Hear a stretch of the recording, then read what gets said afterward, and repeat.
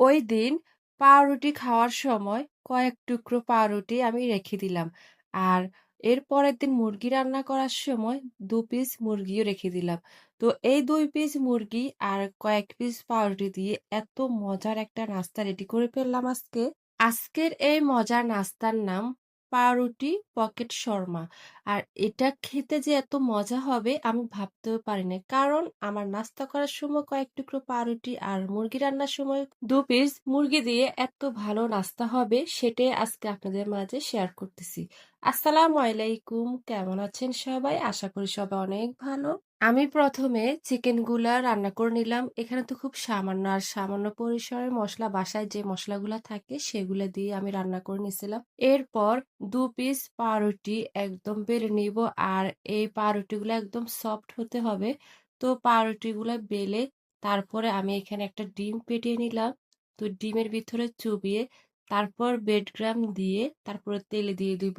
এই একই নিয়মে আমি সবগুলা পাউরুটি ভেজে নিলাম।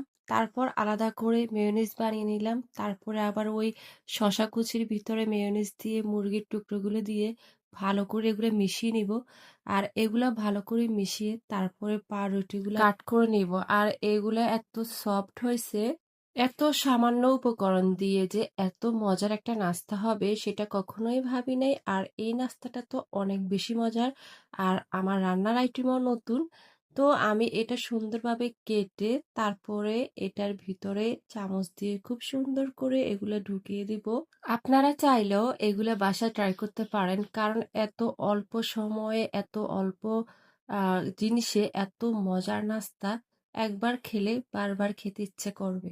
আমরা তো বানানো শেষ করে তারপরে গরম গরম খেয়ে নিলাম। আর এটা খেতে তো এত বেশি মজা, আর কি বলবো। আপনারা ইচ্ছে করলে ট্রাই করতে পারেন বাসায়, তারপরে খেয়ে জানাবেন কেমন হয়েছে। আসলে একটু বুদ্ধি খাটিয়ে অনেক রকম অনেক কিছু করা যায়। যেমন এই যে দেখেন, তখন যদি আমি রান্না করতাম আমার ওই ২ পিস মুরগি কিন্তু খাওয়া হয়ে যেত।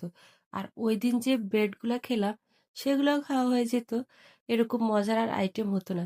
তো আমি একটু বুদ্ধি খাটিয়ে এরকম একটা মজার নাস্তা বানিয়ে ফেললাম। আমার এই নাস্তার আইডিয়াটা কেমন লাগলো আপনাদের কাছে অবশ্যই কমেন্ট করে জানাতে পারেন।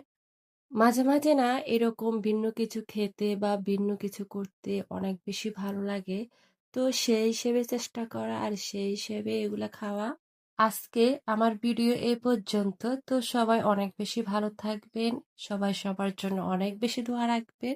আমার ভিডিও যদি আপনাদের কাছে এতটুকু ভালো লাগে তো আপনারা অবশ্যই লাইক কমেন্ট শেয়ার করে দিবেন। সবার জন্য অনেক বেশি দোয়া এবং শুভকামনা রইল। সবাই সামনের দিকে এগিয়ে যান। আর সবাই সবার জন্য অনেক বেশি দোয়া করবেন। আসসালামু আলাইকুম, আল্লাহ হাফেজ।